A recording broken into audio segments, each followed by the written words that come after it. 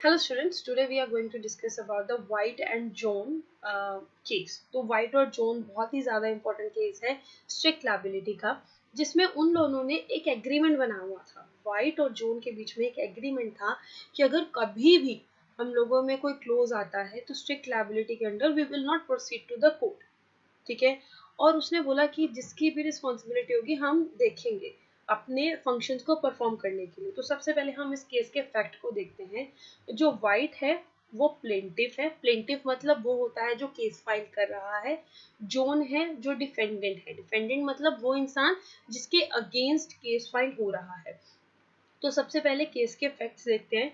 तो केस में जो प्लेंटिव वाइट है वो एक न्यूज़पेपर और टोबैको वेंडर है, ठीक है। वो न्यूज़पेपर बेचता है और टोबैको बेचता है, और उसने एक रिटन कॉन्ट्रैक्ट किया हुआ है डिफेंडेंट यानी कि जॉन के साथ। उसने कॉन्ट्रैक्ट किया हुआ है कि वो सप्लाई करेगा न्यूज़पेपर की, और वो उसको ट्राईसाइकिल देगा। वो उस ट्राईसाइकिल पर जाकर न्यूज़पेपर और टोबैको को सेल करेगा, बेचेगा। बट उसने यहाँ पर ये भी लिखा हुआ है कि अगर ट्राईसाइकिल में कोई प्रॉब्लम आती है, अगर उसमें कोई प्रॉब्लम आती है तो उसका रिपेयर जो है वो जॉन और उसकी कंपनी करेगी।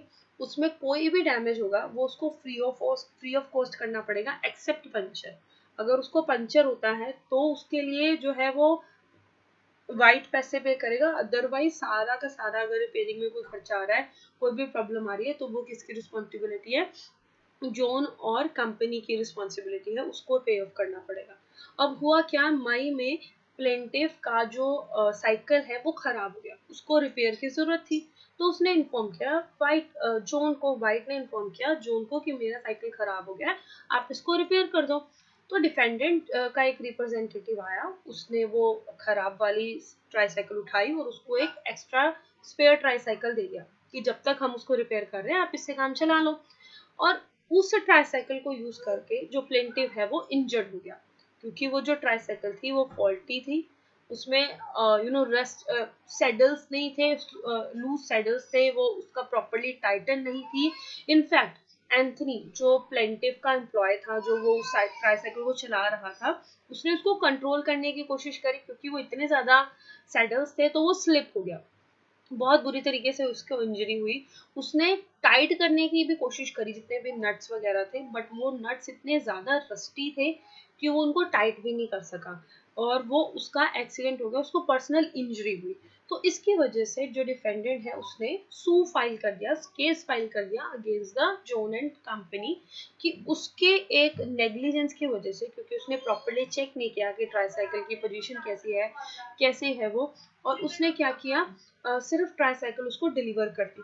सो उसने बोला कि this is a clear cut negligence from their end, उनके एंड से प्योर नेग्लिजेंस है।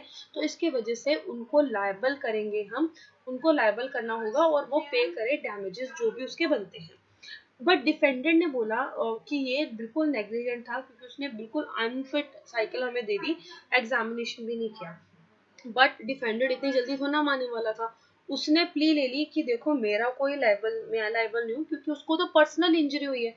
जब वो गिरा उसको खुद को इंजरी हुई है, वो तो उसकी इंजरी के लिए मेरा कोई भी नहीं है। हम लोगों ने एक एग्रीमेंट ऑलरेडी कर रखा हुआ है कि अगर कोई पर्सनल इंजरीज होती हैं, तो ऐसा कुछ होता है तो आपकी रिस्पॉन्सिबिलिटी है। अगर ट्राईसाइकिल से कोई गिर जाता है तो हमारी गलती नहीं है।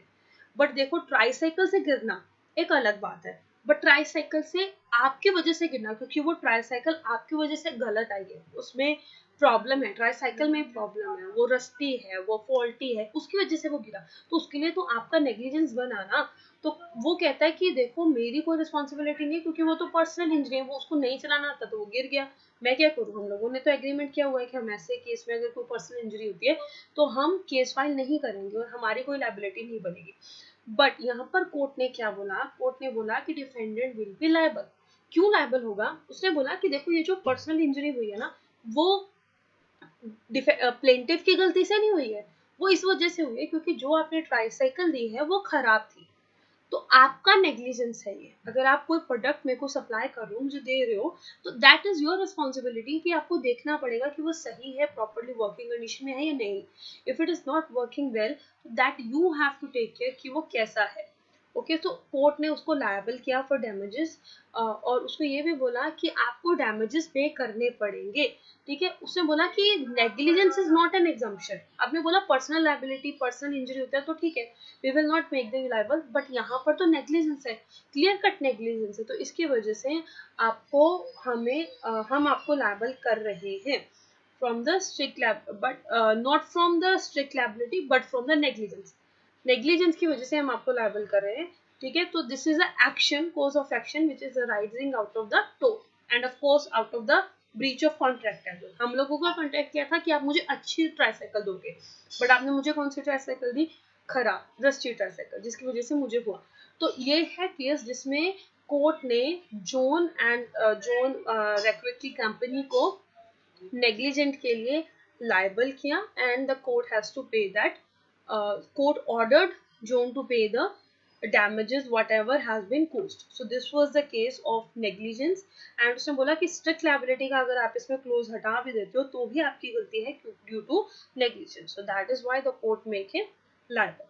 So this is a case where we made him liable for the negligence.